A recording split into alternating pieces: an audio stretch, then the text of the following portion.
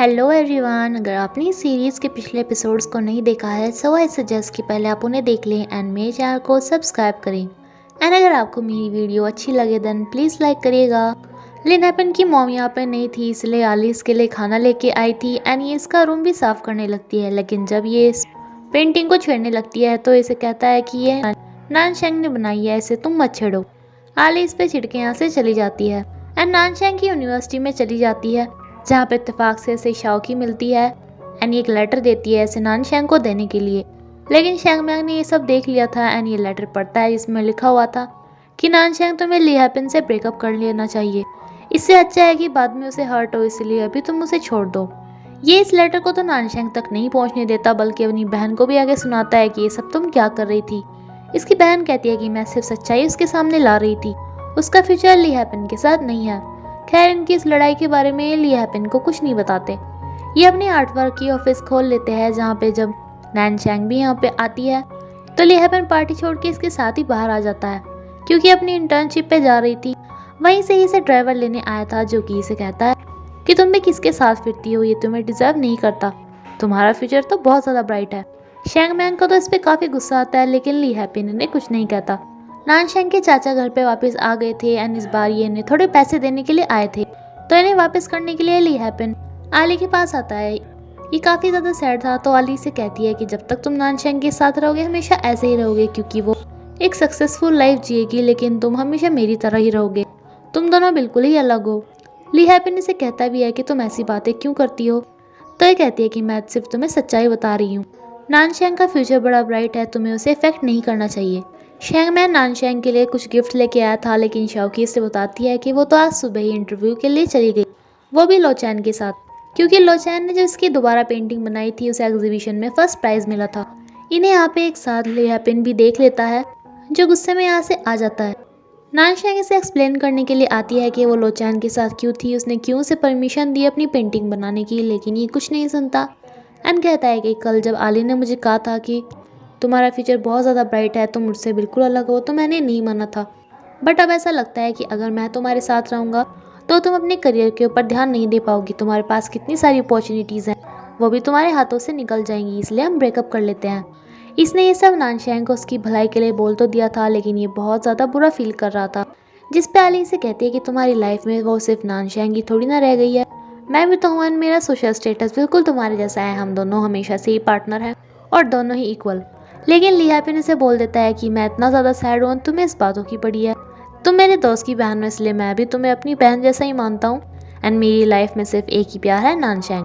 शेंगमैंग को ये सब सपने में भी आने लगा था कि उसने नानशेंग के पापा का एक्सीडेंट कर दिया था। इसे काफ़ी ज़्यादा घबरा जाता है, इसे इतना ज़्यादा गिल्टी फील हो रहा था कि यूनिवर्सिटी से वापस आके लिहापिन को बताना भी चाहता था बट ये हिम्मत नहीं जुटा पाता। लिहापिन और आलिन की यूनिवर्सिटी के बाहर ही सामान बेच रहे थे लेकिन जब आली नानशेंग को देखती है तो ये और इससे चिपकने लगती है। शाओकी से सलाह देती है कि आज इनका ग्रेजुएशन वाला दिन है तो क्यों ना ये सबके सामने लिहापिन को प्रपोज करे। शाओकी शेंगमैंग को भी कहती है कि वो लिहापिन को किसी तरह प्रपोज वाली जगह पे लेके आए। इसके यहाँ पे आने पे नानशेंग इसे प्रपोज करती है लेकिन लिहापिन कहता है कि मैं भी तुम्हें बहुत ज़्यादा प्यार करता हूँ बट मैं इतना सेल्फिश नहीं हो सकता, मेरी वजह से तुम्हारा करियर इफेक्ट होगा, मैं तुम्हें कभी खुशियाँ नहीं दे पाऊँगा एंड तुम्हारा फ्यूचर बहुत ज़्यादा ब्राइट है। लिहापिन को लग रहा था कि नानशेंग करियर को ज़्यादा इंपॉर्टेंस देती है एंड इसे कम। एंड यहाँ पे बोल के चला जाता है कि अगर वो मेरे साथ रहेगी तो उसे कुछ भी नहीं मिलेगा। शेंगमैन अपनी बहन पे आके बरसता है कि तुमने ही उसके मन में ऐसी ऐसी बातें डाली होंगी ना, देखो तुम्हारा किया हुआ काम कर गया, उन दोनों ने ब्रेकअप कर लिया ना। प्रेजेंट टाइम में आली अपनी भाई को जेल से बाहर देखकर काफ़ी ज़्यादा खुश होती है एंड ये डिसाइड करता है कि यहाँ पे शहर में किसी के सामने अभी नहीं आएगा। लिहापिन की मॉम से कहती है कि रात मुझे फिर से नानशेंग का सपना आया तो तुम क्यों ना मुझे शाओमान से दोबारा मिला दो। लेकिन लिहापिन इसे बोल देता है कि हम दोनों हमारे चक्कर में किसी और को परेशान नहीं करना चाहिए। आली को जब ये पता चलता है कि लिहापिन ने शाओमान को अपनी मॉम से बुलाया है तो इस पर काफ़ी गुस्सा होती है कि अब तो उसकी शादी भी हो चुकी है तो तुम्हें उनसे मिलाने का क्या मतलब है, फालतू में तुम्हारी मॉम इमोशनल हो जाएंगी। एंड देन शाओमान के पास भी जाती है जहाँ पे शाओकी को कहती है कि जब उसकी शादी हो गई है तो वो लिहापिन का पीछा क्यों नहीं छोड़ रही है, हानसन के घर पे क्यों नहीं जा रही। 男生的爸爸，你是教漫画的，他画男生的爸爸做什么？ देन एक फ्लैशबैक दिखाया जाता है जहाँ पे शाओकी ली हैपेन को बताती है कि तुमने उससे ब्रेकअप कर लिया था, इसलिए वो कॉलेज छोड़ के अब्रॉड चली गई है एंड उसने किसी को भी कुछ नहीं बताया। अब ली हैपेन को समझ में आता है कि नानशैंग के लिए अपना करियर इतना इम्पोर्टेंट नहीं था जितना कि ली हैपेन था। देन इसे काफ़ी पछतावा हुआ था इसके किए पर, लेकिन अब ये कुछ कर भी नहीं सकता था क्योंकि इसने नानशैंग को बोला था कि ये कभी इसका साथ नहीं छोड़ेगा, लेकिन इसने ऐसा कर दिया था। ली हैपेन की मॉम इसे कहती है कि तुम्हें शाओमान को घर पे लाना चाहिए। मुझे पता है वो नानशैंग नहीं है, लेकिन मुझे वो शाओमान है तब भी पसंद आई। तो ली हैपेन इसे बता देता है कि उसकी शादी हो गई है। कॉपीराइट इशू से ये काफ़ी परेशान थे। तभी लो चैन इसे आके चिल्लाने लगता है कि मैं तुम्हें इतनी आसानी से तो काम नहीं करने दूंगा। तभी शाओमान इससे बात करती है जिसे देख के इसे लगता है कि ये तो बिल्कुल ही नानशैंग जैसी लगती है। शाओमान इसे वही सेम बात बोलती है कि हमें कॉम्प्रोमाइज़ कर लेना चाहिए दोनों कंपनी को, एंड लो चैन इसे मना नहीं कर पाता। ये इस डील के लिए मान जाता है। फिर से फ्लैशबैक में जाते हैं जहाँ पे इनका कोई एग्जीबिशन बार्सिलोना में हुआ था एंड आली वहाँ से आके ली हैपेन को बताती है कि मुझे वहाँ पे नानशैंग मिली थी। मैंने उसका बहुत पीछा किया, लेकिन लास्ट में भागते भागते वो पानी में गिर गई। मैंने बहुत सारे पुलिस से उसे ढूंढवाया, लेकिन वो वहाँ से नहीं मिली, यानी कि वो मर गई है। ये ली हैपेन को सच्चाई नहीं बताती कि इसकी वजह से ही वो नीचे गिर गई थी एंड इसे खुद भी नानशैंग की मौत का काफ़ी ज़्यादा अफसोस हो रहा था। नानशैंग की मौत के बाद ली हैपेन की मॉम को भी काफ़ी ज़्यादा अफसोस था कि उसे नानशैंग के साथ ऐसी बातें नहीं करनी चाहिए थी। एंड अब तो शैंगजैंग को भी काफ़ी अफसोस था कि वो कभी बता भी नहीं पाया कि उसने उसके पापा का एक्सीडेंट किया था। ऊपर से लोचैन का गुस्सा भी अब ली हैपेन पे आके बरसता है कि तुम्हारी वजह से ये सब कुछ हुआ। जब तुम्हें उसके साथ ब्रेकअप ही करना था तो तुमने उससे प्यार करने का नाटक ही क्यों किया। शैंगमैन अपनी बहन को बताता है कि मुझसे ही नानशैंग के पापा का एक्सीडेंट हो गया था, लेकिन ये बात ली हैपेन की मॉम भी सुन लेती है एंड ये भी इनके सामने बात छुपा नहीं पाता। इन्हें काफ़ी गुस्सा आता है क्योंकि वो उनके होने वाले हस्बैंड थे। आली इनसे काफ़ी रिक्वेस्ट करती है कि प्लीज़ आप ये बात ली हैपेन को मत बताना, वरना इन दोनों फ्रेंड्स की दोस्ती ख़त्म हो जाएगी। लेकिन इसे पता चलता है कि शैंगमैन ने खुद ही ये सब कबूल कर लिया एंड अब वो जेल में भी जा चुका है, जो इसे कहता है कि तुम ये बात ली हैपेन को मत बताना, मैं अपनी सज़ा काट के आ जाऊँगा। कॉपीराइट वाले इशू पे शाओमान इससे मिलने के लिए आती है, जिसे देखकर ये चौंक जाती है कि ये तो बिल्कुल नानशैंग जैसी है।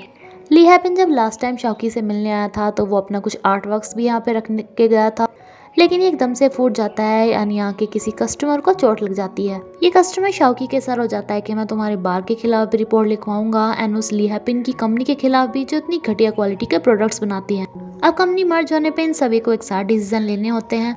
शाओवांग की पेंटिंग की अगली सीरीज की बात चल रही थी, जिसपे हानसन कहता है कि अब वो सिर्फ पेंटर ही नहीं राइटर भी बन चुकी है, इसलिए उसके पास इतना टाइम नहीं है एंड ली हैपेन भी इसकी बात से सहमत होता है।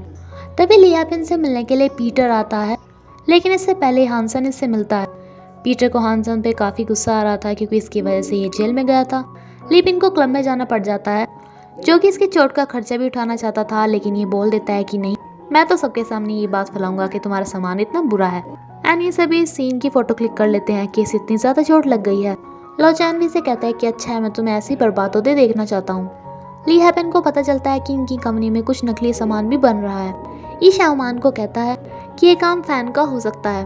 फैन यानी कि हानसन के भाई आन के वाइफ का भाई। पीटर हानसन से आके बहुत ज़्यादा पैसे मांग लेता है। हानसन इसे मना करता है तो ये कहता है कि देना तो तुम्हें पड़ेंगे ही, वरना मैं ली हैपेन को जाके बता दूंगा कि हम दोनों को शाओमान कहाँ से मिली थी। अब हानसन इसे पैसे देने के लिए मान जाता है। ली हैपेन बस शाओमान को अपने पास रखना चाहता था तो इसे बोलता है कि प्लीज़ तुम मेरे कुछ कपड़े धो दोगी। पहले तो शाओमान नहीं मानती, बट इसे कहता है कि मैं एक एक कपड़े धोने के तुम्हें बहुत सारे पैसे दूंगा। ये न लेके जा ही रही थी कि इसे आली ये कपड़े छीनने लगती है कि ली हैपेन के कपड़े तुम कहाँ पे लेके जा रहे हो। ऐसे ही धक्का मुक्की में इसे चोट लग जाती है एंड ये ली हैपेन को कहती है कि इसने मुझे बहुत ज़ोर से धक्का दिया। शाओमान बताती है कि मैंने इसे धक्का नहीं दिया एंड ली हैपेन इसे लेके हॉस्पिटल चला जाता है। आली से कहती है कि उसने मुझे धक्का दिया एंड तुमने उसे एक वर्ड तक नहीं बोला, जिस पे ली हैपेन इसे बोल देता है कि मुझे पता है उसने तुम्हें धक्का नहीं दिया होगा एंड इसे यहीं पे छोड़ के चला जाता है कि तुम अपने आप हॉस्पिटल जा सकती हो। शैंगमैन ली हैपेन की मॉम के लिए बहुत सारे गिफ्ट्स लेके आया था, लेकिन इसके अंदर जाने की हिम्मत नहीं होती एंड ये इन्हें यहीं पे रख के चला जाता है। शाओमान इसे कहती है कि ये सारा काम नकली सामान जो कि मार्केट में चला गया है, जिसकी वजह से हमारी इमेज ख़राब हो रही है, वो शायद उस फैन का काम हो सकता है। एंड ये भी कहता है कि चलो मैं इस बात पे इन्वेस्टिगेट करूँगा। इनकी ये कंपनी की इमेज बहुत ज़्यादा ख़राब हो गई थी कि प्रोडक्ट्स की क्वालिटी बहुत ज़्यादा बेकार होती है। ली हैपेन कहता है कि पता नहीं कौन सा सामान बेकार होगा, इसलिए जितना भी सामान हमारा मार्केट में है वो हमें वापस बुला लेना चाहिए। हानसन तो इसकी ही साइड लेता है, लेकिन आली एंड इनका बॉस कहता है कि ये ऐसा रिस्की हो सकता है, हम ये नहीं करेंगे। आली किसी के पास फ़ोन करती है कि जिससे हमने वो नकली सामान भिजवाया था उसे बोल दो कि वो यहाँ से कहीं दूर चला जाए। तभी यहाँ पे लियापिन की मोम आ जाती है एंड इसे फिर से कहती है कि जब मेरा बेटा अपने घर में नहीं है तो तुम उसके घर में क्या कर रही हो, जाओ यहाँ से। एंड ये इसका सामान वगैरह उठा के इसे घर से बाहर कर देती है कि लाओ, तुम्हारे तो हाथ टूट रहा है, मैं अपने आप ही तुम्हारी हेल्प कर देती हूँ। एंड इसी के साथ ये एपिसोड यहीं पे खत्म होता है फ्रेंड्स। Thank you.